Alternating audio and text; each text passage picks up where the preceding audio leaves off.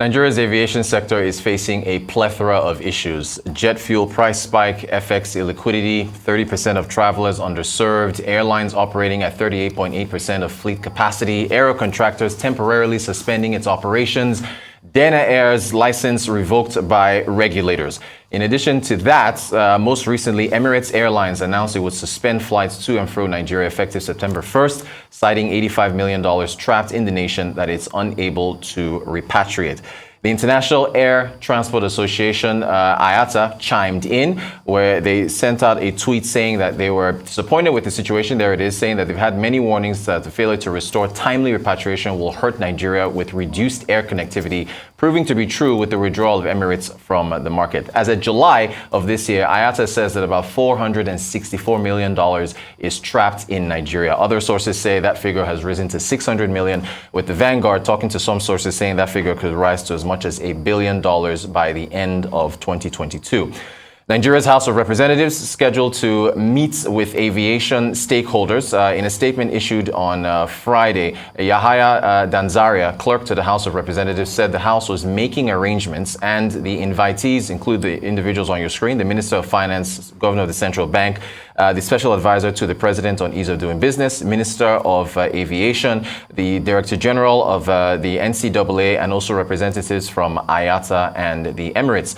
We also have our own stakeholders in the studio with us to discuss this. In our Abuja studio, Professor Obiora Okonkwo is the chair, United Nigeria Airways, also the spokesman for the airline operators of Nigeria. Here in Lagos, Sindy Foster, she's the principal managing partner, Avaero Capital Partners.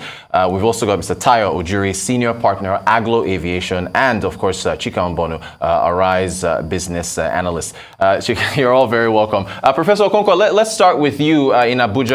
You've have been in other meetings in the past with government. Do you expect anything to come from this particular meeting if and when it happens?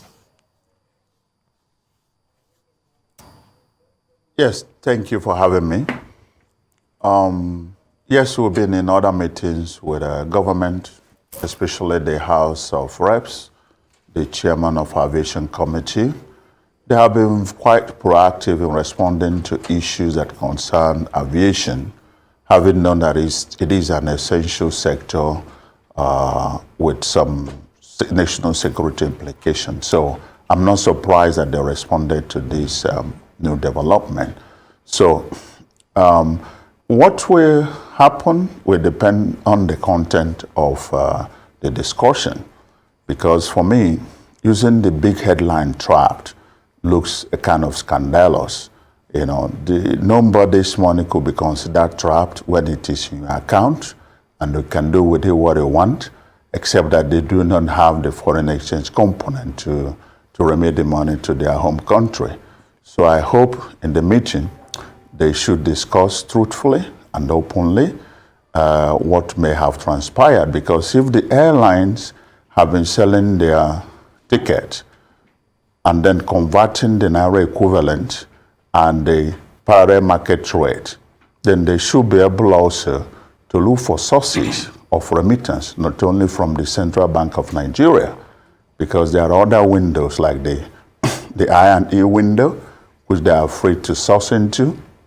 So I hope that is not a case of wanting to transmit from the CBN at official CBN rate when their rates are sold at the parallel rate.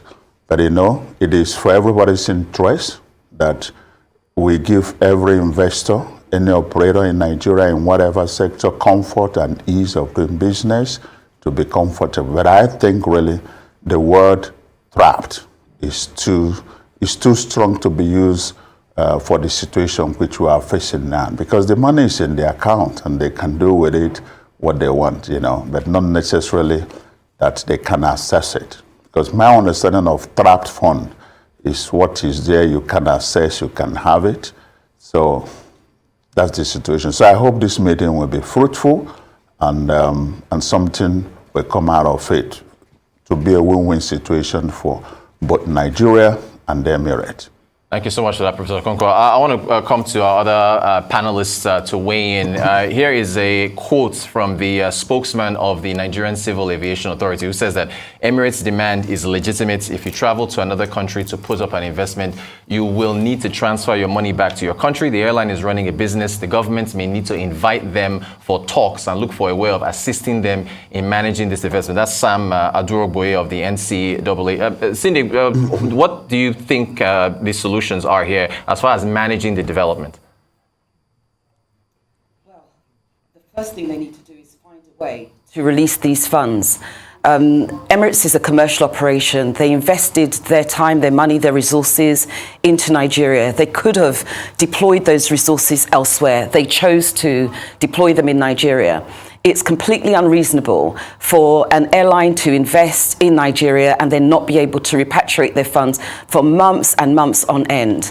There are issues with what is happening with the BASA royalties, what's the size of the BASA fund. These are supposed to help with the development of the aviation sector in Nigeria. We've got an airline who needs dollars. We should have dollars in a BASA fund. We should have money which could be used from within the aviation sector, which can be converted to the purpose that Emirates have. The Emirates are not asking for Nigeria's money, they're asking for access to their own funds. If they had been allowed to sell those tickets in dollars in the first place, they would have had the ability to repatriate their money. But because of the CBN regulations, they were forced to sell in Naira, and now against the terms of BASA, they're not able to repatriate those funds on demand. So something needs to happen so that Emirates and the other airlines are able to do that. Imagine if the boot was on the other foot and it was a Nigerian airline that was strapped for cash over this long period of time. We would all be outraged and, calling foul. But instead, there are some people supporting the action, the position that we're in at the moment, which is completely unreasonable. Mr. Tayo Ojuri, thank you, Sindy. Tayo, what's your take on the matter? Well, like Cindy rightly said, it's not just Emirates, it's all the airlines across the board, all the international airlines. And this is not good for, as I said as well, it's not good for business in Nigeria. It's not good for our roadmap of being a hub in the future. It's going to affect jobs in the long term. It's going to affect the ground handling companies, the jet A140ers, all the ancillary service providers across board. So what should be done, and what we're reneging at this point, is we're reneging against our the bilateral agreement which was signed. That bilateral agreement just has a fixated clause. It's clause in Article 15 that once you have that payment made over a certain periodic time, the funds should be actually transferred back to the home country, which has not been able to be done. Over time, they've actually, it's not just Emirates, like I rightly said, but the funds have been not been able to be transferred over time. It's actually going to be 464 million as at today, or as at the end of July. But what you have, this would affect the existence of other airlines, or other airlines having to come to Nigeria. But what they've done, actually, they've seen either they've increased their prices, which is very exorbitant, and putting air travel on the exclusive list of travelers. And then you're pushing, the alternative is they're pushing passengers to a special URL to go and actually have to buy their tickets, to go and source their dollars or the parallel market and buy their dollars for them, so that can get their money for tickets paid real time. Thank you, Tayo. Chika, please, your thoughts on this. Okay. Interestingly, I think I would take a little different, not a little different, but a little more holistic view. I respect the terms of BASA.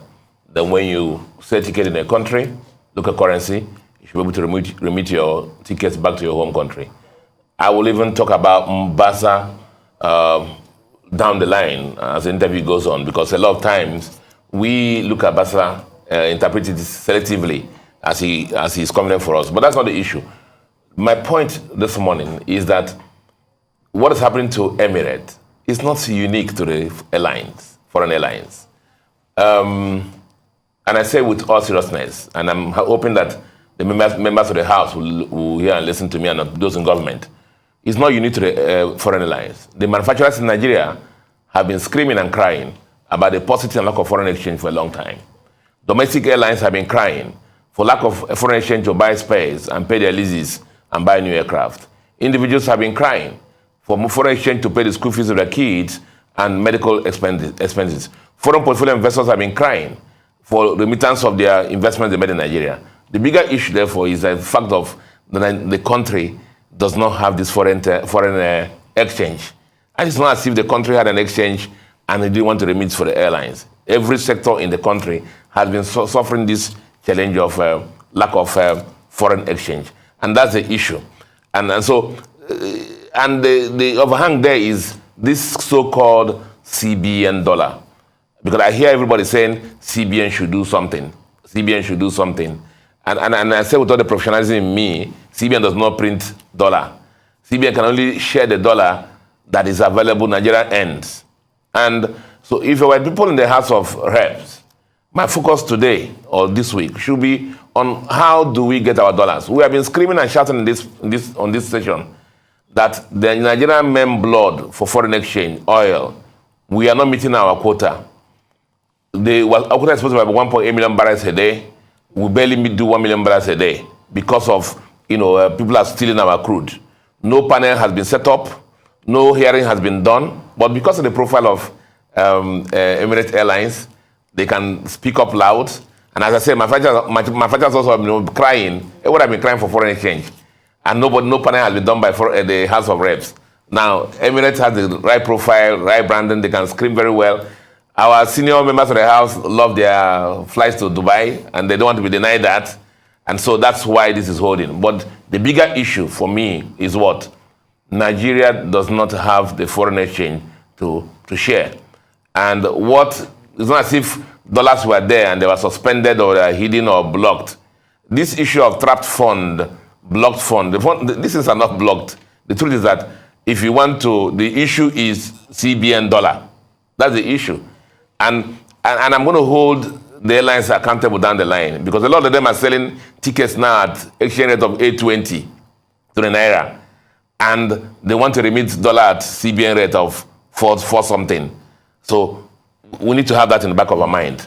So let me have that, put that as my intro.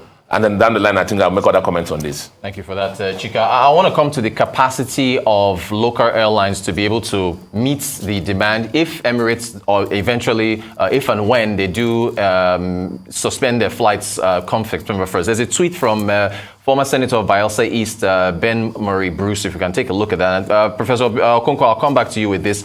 Where he says that this is an opportunity for foreign airlines. Yes, now that foreign airlines are leaving the country, now is the time we enhance our local carriers to fly internationally. Now is the time to show patriotism. I think he continues in a second tweet where he says that if necessary, a law must be passed to compel public servants to fly on national carriers. Anything outside of this is instant dismissal. Only exception is if the national carrier doesn't fly that route. And then finally, he used a call to order where he says, and when this call to action, rather, when this happens, if you see any government official flying any foreign airline on a route that a national carriers fly, snap a picture of them and shame them. Enough is enough. Professor Okonkwo, I also want to ask you about the capacity of local airlines to be able to fill in this gap, just using COVID supports. I think we have these figures where Emirates alone got about $4 billion from the government of the UAE, and the equivalent, Nigeria, gave out 4 billion naira to the entire industry. So, if we want to have a conversation about the capacity of local airlines to fill that gap, again, going with Ben Murray Bruce's tweets, Professor Okonkwo,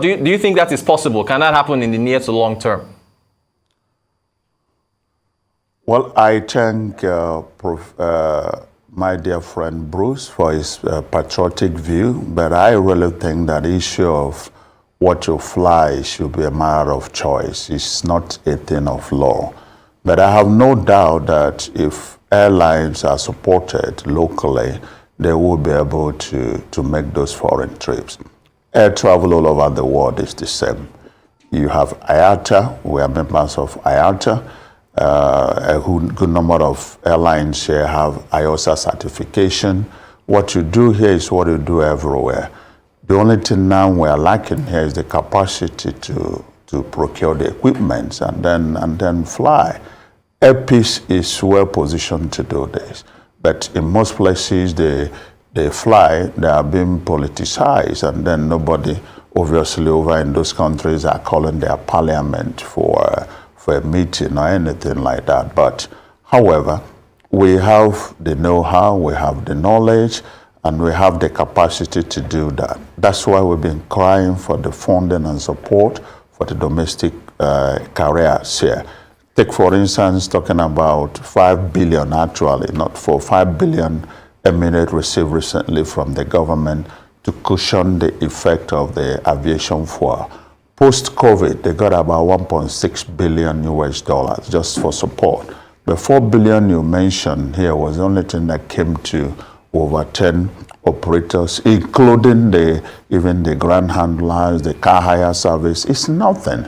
So for Nigerian operators to be on for a very long time after COVID, we deserve some kudos. However, I want to maintain that the way some people are talking about this trapped fund seems like, or make it look as their money is confiscated and they can't take it out of the country. That's not true.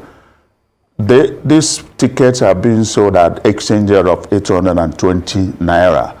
So there's no justification to come back again and want to transmit money at 400 and something naira. We're also affected, but then maybe we're more patriotic. Emirates and other airlines should try to, show some love to Nigeria in this our trying time. They never complained before now.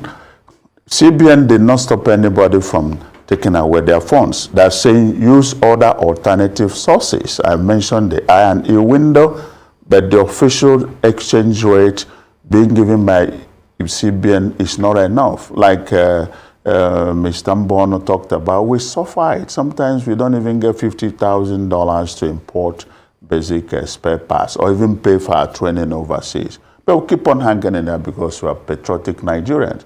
So we need love from them now, rather than scandalizing our institution like CBN or blackmailing. Yes, IATA has to protect their own. Their word is powerful. We've had them. They will say that because they are members of IATA.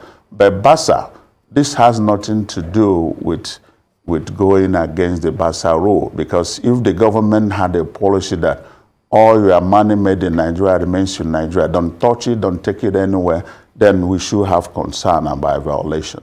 So please, my plea to the Emirates and other airlines is that take it easy. We want you to do business smoothly, easily here in Nigeria, but we've had enough scandal and having the bad headlines all over the world that this should not be one of them. This money is not trapped. This money is not confiscated. Just get down and then look for where to get money.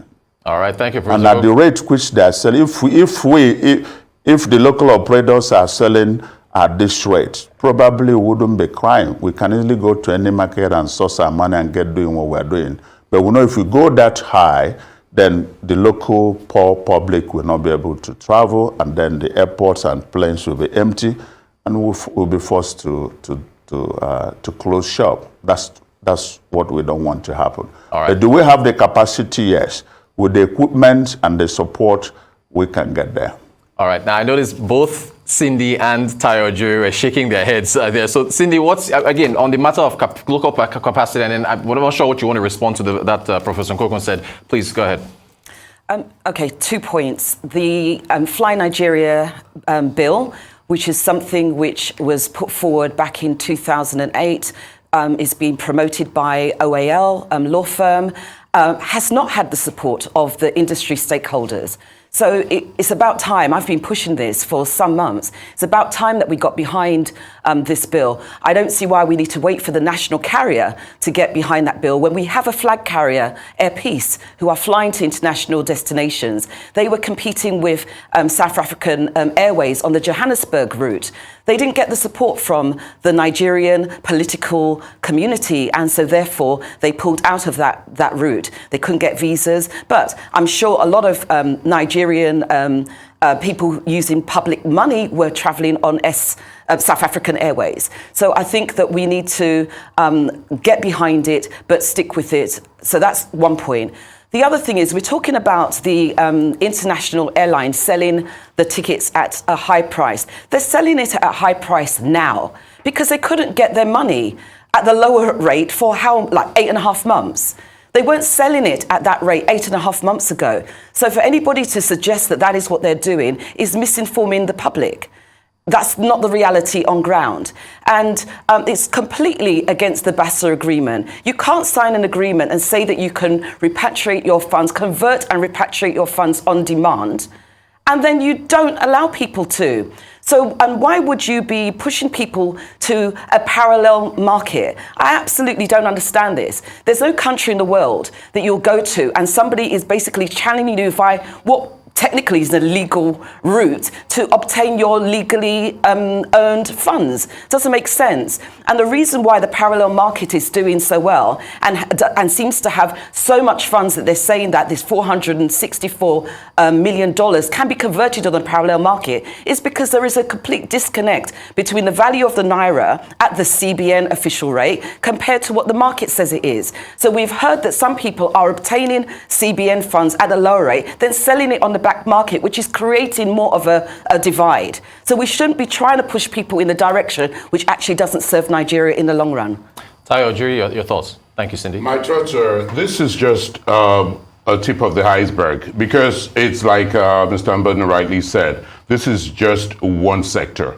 It's it's actually across board, across Nigeria's economic financial sector. This is going to actually affect lots of foreign direct investment into Nigeria. Investors, let's be sincere, and people bring in their funds and they are encouraged to bring their funds at the NAFEX rate, at CBN rate. That's the agreement. Whatever investment you bring into Nigeria, either bilateral, either FDI, they're bringing it at the FedEx, at the CBN rate. So after doing your trade and making your profit and growing the Nigerian economy, and you want to repatriate your money, and you don't have the CBN to fund that repatriation, it's going to affect the cost and the time value of money and the volume of investment that actually comes into Nigeria. Let's look at the second quarter of 2022 so far. The foreign direct investment has actually dipped. And it's not just the aviation sector. We're just saying Emirates,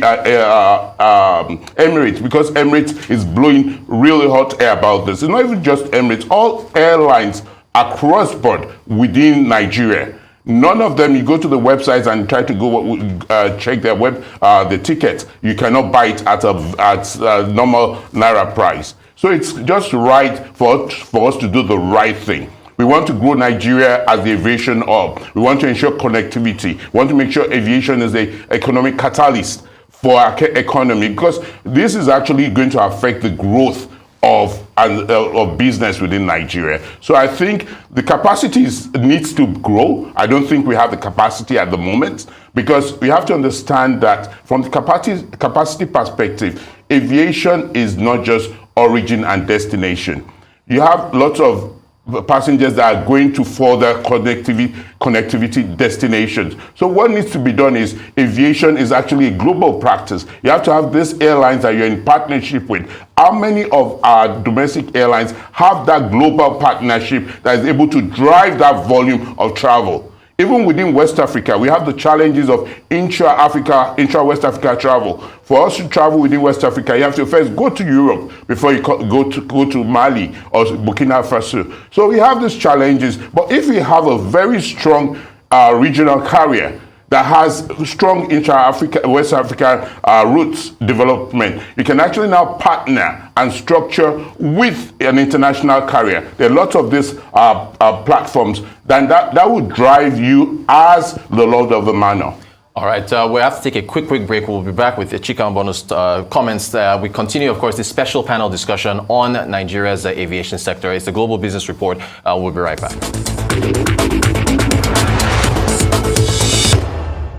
Welcome back to the Global Business Report here on Arise News. We have our special panel discussing Nigeria's aviation sector. Once again, we have Professor Obiora Okonkwo, Chair, United Nigeria Airways, also the spokesman of the Airline Operators of Nigeria, Sindy Foster, Principal Managing Partner, Avaero Capital Partners, Mr. Tayo Ojuri, Senior Partner, Aglow Aviation, and Arise Business Analyst, Chika Mbonu. Chika, so right before we went to break, Mr. Ojuri had his comments, and please, Yeah, Sindy spoke, and then Ojuri spoke. And I just want to make some comments on the issue of capacity. Yes. And, you know, it's like, if I respond to the comments of my brother here, it's like you see a fresh graduate and you just tell the fresh graduate, oh, we need you to, we want to employ somebody who's 10 years experience, you don't have it. How would, the graduate ask you, how will I have the experience if you don't employ me? Right. See, and I'm speaking to, again, I will hope the members of the House of Rep will hear me so they can focus on the key issues important for our country. And that has to do with local content and local support for our airlines. Now, Sindy has spoken so much about BASA in making this claim about how is it that you sell this and you don't remit your money. But you see, BASA operates on the principle of reciprocity. And whereas, as I said from the beginning, that we need to, if you sell a ticket and we need to remit, I need to also look at other issues that have to do with BASA. And it has to do with the aviation politics. The aviation politics. Let me give you some examples, and we can validate this somewhere. Arike, when Arike was doing Lagos-London, you know, they had 7 slots. And they wanted to do Abuja-London. Abuja-London. They were refused slots in London because of competition. It's allowed. You don't have to block your enemy. You know, block your enemy from coming there. It's allowed. But remember, BASA, that you quote on the basis of your fee or your tickets not coming in. Also, you have to remember about it when you're talking about slots. Do you know that Arik, that time the Minister for Aviation was Stella Odua. She wanted to push BA to be landing in Enugu or Calabar if they didn't want to Arik to land in London. And so what happened ultimately was she was meant to allow them to go. Arik had to buy $1.5 million slot for a year from BMI to land in London. Now hear this again. This Emirates that's complaining about their remittances. They were doing 2 frequencies per day. There are 14 frequencies in a week to Nigeria. And by the time that APs wanted to do, you can check all these things, please. Facts. APs wanted to do their flights into Dubai. About 3 weeks to that, they applied. When APs wanted to go to Dubai, they applied to get 3 slots. That's 3 flights in a day from Lagos to what? London. Why? To kill APs. That hasn't even started. Now, again, why hasn't APs gotten a slot to London? Because of aviation what? Politics. During the COVID time, BA and Virgin, they were killing Nigerians with airfares. And APs wanted to go and evacuate Nigerians from London. Finally, an empty plane lands in London. Do you know how many dogs they unleash on that airplane? Just to frustrate passengers or frustrate people from, you know. So aviation policy is allowed. But as we are balancing this, let's talk about the whole balance. The principle of reciprocity. How do you want them to develop the route if they're not allowed to go on that route? And then, let me speak to the Nigerian. Every year we cut our budget. We are on deficit budget. We are borrowing to finance our budgets, including the salaries of all these members in the House of Reps and the Senate. And then what happens now is that all these airlines, all these people, when they're traveling, is Emirates they fly. Meanwhile, if you have flown APs to Dubai, you will not fly another airline because their service is Class A. And AP stands for Asman Air, it stands for Max Air, it stands for any other airline that's qualified for that route. It is in patronizing them regularly that they will build up the capacity and build a network. Not when they're having 10 passengers for a 300 or 400 passenger plane. It's not that. Even Ethiopian Airlines, look at Ethiopia, with all the most modern 787 they have, A350 they have, A320 Neo they have, all the modern planes they have. Remember, Ethiopia has about $5 million stock also in this this so-called block fund. Yeah. So to build capacity, you need to let our airlines fly the routes. The government needs to support them. All our taxes are funding the House of Reps, the civil servants, and so on and so forth. Please, with respect to the, Professor, my brother, Prof. Okonkwo, please, I respect you on that, but the issue is that those who are paying, who are flying with our tax money, should be made to patronize Nigerian Airlines on those routes. That's how economies are developed. If I straighten it a little further, please, and I'm a pro-Nigerian in this respect. Innocent was able to sell vehicles in Sierra Leone. The same vehicles that members of House of Reps and Senate refused to use. Rather, they go and buy Toyota and take the jobs to Japan. We must, as a nation, start patronizing our own. And that is how our airlines, APs, Asman Air, Max Air will build capacity on those routes. All right, thank you for that, Chika. I want to quickly move to jet fuel. IATA, in their weekly economic report, puts up the fact that, according to the chart, that jet fuel seems to be trending downwards just a little bit. You can see that as far as the yellow bar there at the top right of the right-hand side of the screen. However, the prices are still very high. My next question, Professor Okonkwo, I want to start with you. How can airlines in Nigeria diversify their revenue streams in order to try to shield themselves from these high prices? They've already doubled their prices for tickets, but are there any other avenues through which you can diversify revenue streams for domestic airlines?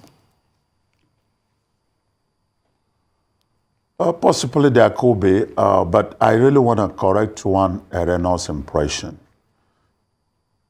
Funds from CBN is only one source of transfer. I&E window, import and export window, its parallel market is legitimate. It's allowed, and anybody funding from there is not doing anything wrong. So one of the speakers here has said something to the contrary. I have to make that clear. The airlines here, what we are trying to do is to, as much as possible, be prudent. We can't continue increasing our air tickets to make extra money, because if we outprice ourselves from the market, the passengers will not be there. And when the passengers are not there and they don't have enough capacity to fly, you are losing money. So there's no magic about it. The cost of Jet A1 has to be effective. And we still believe in aviation industry. I'm speaking for AON. At 1,000 naira is speculative. It's racketeering. Even at the official rate of 600 and something naira per dollar, importing all these things from overseas, you can still get it at the pump price less than 500 naira. Government should do something about it. So for us, we're in a big fix because you have little or no room to maneuver. But I think that I made the first call before this whole thing became a national issue, that there is crisis coming and that aviation is a national security sector. It must be treated as so. We don't need to jump into it when problem arises. The government can make a policy and say from 24 months from today, we must have to support our local airlines, 2, 3, 4, to be able to compete in the international market. Talking about how much you have to repatriate to foreign airline is just like talking about consumption, importation without producing. There's no big deal in all these things. Like one of our brothers here has said, Airline has all the aircrafts. Airline has, APs has aircraft to take off here and land in China without fueling. Why don't we have the slot? Why are they not flying? We should be able to have a plan, make it like 24 months from now. What do 2, 3, 4 airlines need to get going? That can be planned, all right? And with that, all this money we're talking about repatriation will remain in Nigeria. Only thing we should need out of it is money to do spare parts, to service the aircraft. We can do that. And what can I tell? One thing I can tell you, you can take it to the bank. Emirates is not going anywhere. They will come back because they're making a lot of money out of this route. We want them to be here, but we want as much slot as we need in their own place. They can close down for 2, 3 weeks, but they can't afford not to operate in Nigeria. All right. So, and I think that one man's meat is another man's poison. Maybe if they stop going to Dubai, then AP should be given 10 slots or 20 because Emirates is coming about 21 times into Nigeria. Let them give it to APs. And I can assure you in 6 weeks, APs will take it over. And then when they come back, they will not have any passengers to carry anymore. So this might be a good opportunity for us to sit back, reorganize, support our own. And that's why we in AON still believe that the way the national carrier is structured will keep us in the same situation. Because when you get in an aircraft on the ACMI, every month you should be talking about repatriation of funds.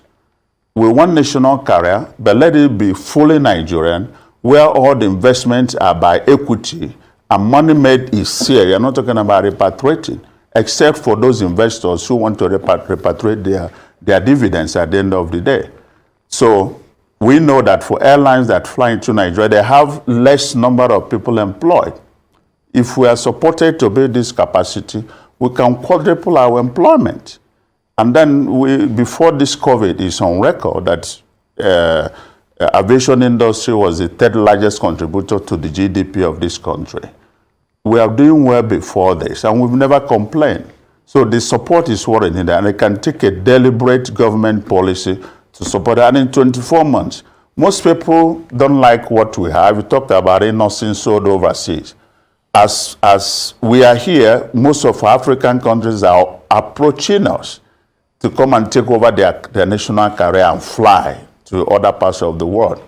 But here we are, and some people can easily just say we can't do it. That's not, if you fly in Nigeria, you can fly anywhere because we are governed and guided by the same international law. Thank you so much. Okay, in that case, we're running out of time, so I need to quickly jump to this. Sindy, let me start with you. Nigeria Air. The Minister of Aviation, Hadi Sarika, says that it's supposed to be due third quarter of this year. So I need to get everybody's thoughts on this on the panel. Professor Okonkwo, I'll come back to you. But Sindy, Nigeria Air is, with the need for, I guess, more domestic carriers, is now the time to get Nigeria Air into the sky. And I hope we're starting with you, Sindy. Well, I don't think 3 aircraft on a wet lease basis is going to really help the domestic market. And given that it's a new airline that is supposedly coming, we'll see if it actually does come, but they will not be able to compete on international routes for at least 2 years. So they're not going to really be able to help. They're still going to need access to dollars because the maintenance and the ACMI costs and the crew costs and everything are going to have to be paid in dollars. So I don't see how it actually helps. It's going to need fuel. It's going to be competing with a scarce commodity on the Nigerian market. So I don't really understand how it's going to solve problems. And given the mentality that we know that exists, that it won't be a level playing field, it already isn't, because there's no other airline that can enter into the domestic market on the basis of wet leased aircraft. You cannot get an AOC on the basis of wet leased aircraft. And it makes sense why you cannot, because the whole point of getting an AOC is to demonstrate that you can operate an airline. If you're using someone else's crew, you're using someone else's manuals, what have you demonstrated? You've demonstrated that you can sign a contract. That's not an airline. Gotcha. Thank you. Ojuri, your thoughts on Nigeria Air? Is this the right time? That's actually far out into the operational side. Well, for me, it's actually we're grappling through inflation, global recession looming according to IFM. So the model for this Air Nigeria or Nigeria Air is 95% funding by investors. Which investor is ready to bring that 95% to Nigeria? With hindsight, I'm more data driven. With trend analysis, with the bad press we've had over years, which investor in their right mind would be convinced enough to bring that 95%, and at the close of a tenure of this regime, that 95% to fund that Nigerian Air? That's where the challenge is. And that's where I see that Nigerian Air not going to fly in as at the stipulated time. Thanks, Chika. Mbonu, your thoughts on Nigeria Air? Is this the right time? We'll talk about this on air also. And I sustain myself fully with Sindy's comments. The essence of Nigerian Air, one of the objectives is to localize the investment, lease aircraft, 3 lease aircraft, fairly used aircraft they're bringing to Nigeria. And everything about this airline is shrouded in secrecy. Black box, we don't even know what is happening. And I keep saying that we have businessmen in Nigeria who own airlines now, who with the right support can build the capacity that the country needs. Between Air Peace, between United Nigeria, between Max Air, between Azman, if they're given the right environment, the right support, these airlines will build the capacity required that this United Nigeria, Air Nigeria, whatever is planning to do. The process, business model, the operational model, the way the bed process is just something else. Professor Okonkwo, I want to get your thoughts on Nigeria Air as well. Well, I can't agree less with those who have spoken, and that has been the position of AON. We even petitioned against that. That is not to the interest of the country. It will add to our stress, to foreign exchange. We can do a whole lot better. Air Peace before now had 35 aircraft. Do you know what it would take in Nigeria to get to that number? Before this crisis, we have been given license to import additional 4 aircraft that would have been in the country in the last 3 months. Agreement signed, everything raised, deposits made, but we started facing some funds. If we had gotten that done, maybe by the end of the year, we had another 2 coming. That was our model, that before the end of the year, we would have had about 10 aircraft. Here we are today, still even battling to keep our 4 aircraft fly.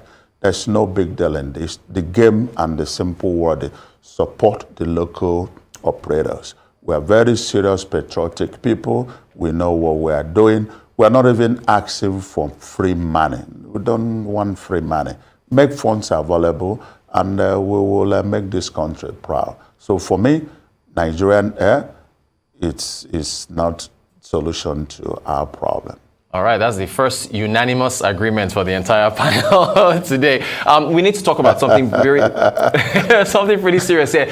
Safety, and this is something Chika and Mbonu did an in-depth report with a very, very passionate, tragic story that he experienced years ago. Aviation safety. I want to get the thoughts on the panel. Sindy, I'll start with you. Dana Air, the Nigerian Civil Aviation Authority, has revoked their operating license due to safety issues and financial issues. Is this an isolated incident, or are you worried about safety across the sector, Sindy? Well, the NCAA has already started an audit of the other airlines. We haven't received the report yet, so I don't want to anticipate what that report will find. I think it's highly unlikely that the DG that we currently have at NCAA is going to want any unsafe operations on his watch. He's done a fantastic job since he entered that role. The last thing he will want, or anybody in the sector wants, is for unsafe airlines to be operating. So I think we should, support the DG in what he's trying to do to encourage the general public to feel that safety is a priority. Safety is a priority for all airlines. It's not, no airline wants to have an incident or an accident, because at the end of the day, these assets are expensive, the crew are expensive, the passengers are valued. And so nobody's trying to deliberately run unsafe airlines. I think things happen. We've seen pilots on Ethiopian Airline fall asleep. Imagine if that was a Nigerian airline, what the headlines would say. So, thank you for that. Yeah, that was a scary story. Ojuri, is the Dana situation isolated, or are there, what's your view of safety across the aviation sector? It's not isolated, because every airline is going through the same challenge of Forex and Jet A1 fuel. So with Forex and Jet A1 fuel sourcing, it's NCA is just being proactive and saying, okay, if you're not able to meet all your maintenance, if you're not able to extend all these operational things, there's a challenge there. So what they've gone ahead to do is start the safety audits and financial economic analysis, which is actually being proactive. Over and beyond that, I know most of the airlines, the 8 airlines, domestic airlines that are operational, have actually started what you call the IOSA audit, with the IOSA audit is the best international practice being operated by IATA. That's a self-regulated, self-training process which ensures safety in the forefront in best international practice. So with the airlines, including, I will say this for free, including United Air, I know they're going through this IOTA audit process now. So that actually puts them in the best place to ensure that safety is paramount for them, and that ensures that their rights are to avoid any incident or accident before it happens. All right, Professor Okonkwo, let me come to you. What's your thoughts on the safety for the sector with the Dana's case?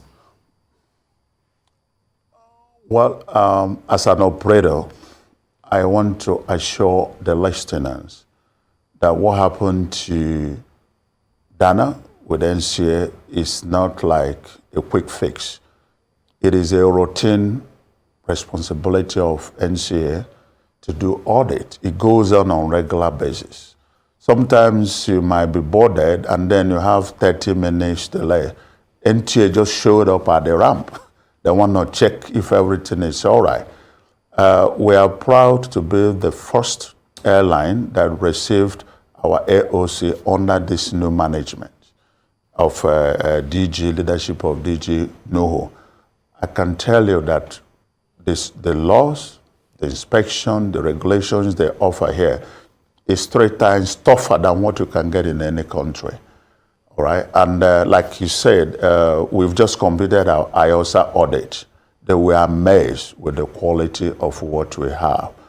We don't have any fear about safety. This has nothing to do with whether there is aviation fuel or there is scarcity of foreign exchange. NCA has nothing to do with it. So if they come to you and they find anything, whether you are buoyant with money, and there are issues that I have to correct, I must have to answer the question. So I can assure that our safety in the air is assured.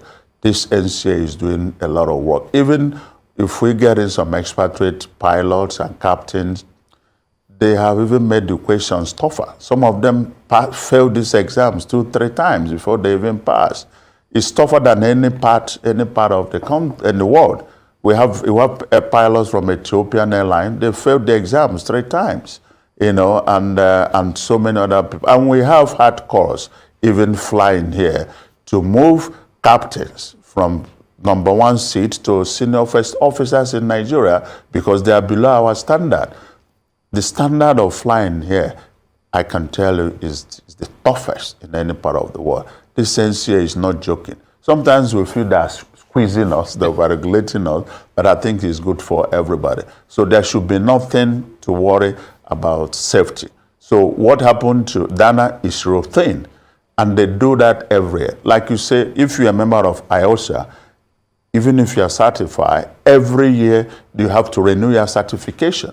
So we're on our edge with NCA. That's why we are assuring the traveling public that all is well with safety. All right, Chika, about a minute ago, you get the last word on aviation safety. Basically, there are 2 issues for me there. First thing is corporate governance. Corporate governance, the tone from the top of the CEO, as you're hearing the MD of United Nigeria speaking now, there's a kind of thing how I want or the CEO of the Airlines in Nigeria to speak. The tone from the top, that the institution focuses on safety, not institutions who will use, fly the aircraft with no captain, or their maintenance engineers are not certified, and so on and so forth.